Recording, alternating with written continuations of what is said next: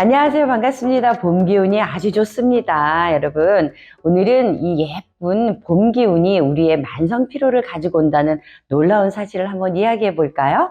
우리가 봄이 되면 사실은 보면은 마음도 좋고 기분도 좋고 봄 바람이 났어요 할 정도로 기분이 업이 되는데 신체는 굉장히 피곤하다는 사실입니다. 이 피곤한 사실은 어디에서 비롯되는지 한번 알아볼게요. 첫 번째는 호르몬이라고 할 수 있습니다. 이 호르몬은 에스트로겐과 프로게스테론을 대표적으로 들 수가 있는데요. 에스트로겐은 여성을 여성답게 살아갈 수 있도록 도와주는 호르몬이라면 프로게스테론과 같이 만났을 때는 임신을 할 수 있는, 아이를 출산할 수 있는 그런 호르몬이라고 볼 수가 있게 되겠죠. 그런데 이 두 가지의 호르몬이, 두 종류의 호르몬이 밸런스가 맞지 않고 분비가 적게 되면은 이제는 우리가 갱년기라는 것을 겪게 됩니다. 근데 여러분, 갱년기는 어떠세요? 갱년기는 홍조도 띱니다. 홍조를 띠는데 그런 홍조는 무엇 때문일까요? 척수에서 내려오는 온도 조절이 잘 안 되는 거예요. 두 번째는 이런 것은 수면의 질이 떨어지게 됩니다. 그죠? 세 번째는 감정의 기복이 굉장히 심해진다라는 거예요. 그런데 자세히 보니 얘는 40대 중후반이 되면서부터 나타나는 현상입니다. 이런 현상으로 인해서 올 수 있는 여러 가지 문제들이 있는데 이 수면의 질이라든가 내지는 홍조라든가 이런 모든 것들은 결론은 면역이 적응하지 못한 데서 오는 현상이라고 우리가 볼 수가 있습니다. 그러면 이런 면역이 적용하지 못하는 계절이 있는데요. 이 계절은 어떤 계절이냐면 봄의 계절이고 가을의 계절이에요. 가을의 계절은 남성의 계절이고 봄의 계절은 여성의 계절이에요.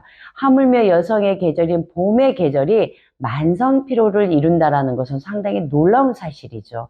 그런데 이런 현상이 마치 갱년기 때 에스트로겐과 프로게스테론의 밸런스가 맞지 않아서 나타난 현상하고 똑같습니다. 그래서 마치 그런 현상이 우리에게 주어지면서 피곤함을 호소할 수가 있습니다. 40대는 한 47% 정도가 남성보다 많고요.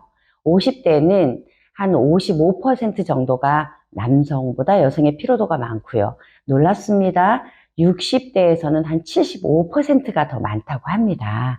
이렇게 많은 걸 보면 결국은 호르몬의 수치나 조율이 굉장히 크다라고 볼 수가 있습니다. 두 번째는 자외선이라고 볼 수가 있는데요. 우리 인체에서 사실상 독소를 만들어내는 여러 가지의 원인들 중에서 탑이라고 할 수 있는 게 자외선과 스트레스라고 볼 수가 있거든요.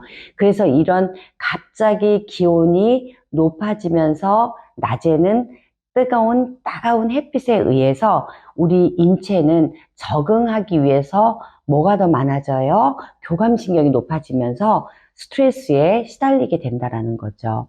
이런 스트레스는 세 번째 알레르기를 유발할 수 있는 여건으로 간다라는 것입니다. 이런 알레르기까지 더해가면서 또 하나 있습니다. 여러분, 봄철에는 뭐가 많아요? 행사가 굉장히 많습니다.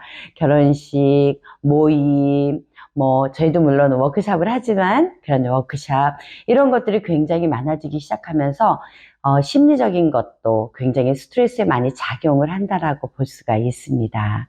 이런 것을 떠안고 가는 자연적인 기후적인 스트레스와 환경적인 스트레스, 조건적인 스트레스가 우리 몸의 만성 피로도를 만들어낼 수 있다는 것이 문제입니다. 이것을 해결할 수 있을까요? 예, 해결할 수 있습니다. 첫 번째부터 우리 알아볼까요? 첫 번째, 저녁에 활동을 다 하신 다음에 심신을 안정시킬 수 있는 수욕을 권합니다. 아로마 수욕인데요. 이때는 에너지를 줄 수 있는 수욕제를 제가 추천합니다. 예를 들어서 레몬그라스가 들어있고, 그 다음에 또 우리에게 줄 수 있는 여러 가지 보리지 오일이라든가 이런 기타의 오일들이 들어있는, 제가 추천하고 여러분들한테 이야기해 드릴 수 있는 것은 토니비칸테라고 하는 그런 아로마 수욕제를 권합니다.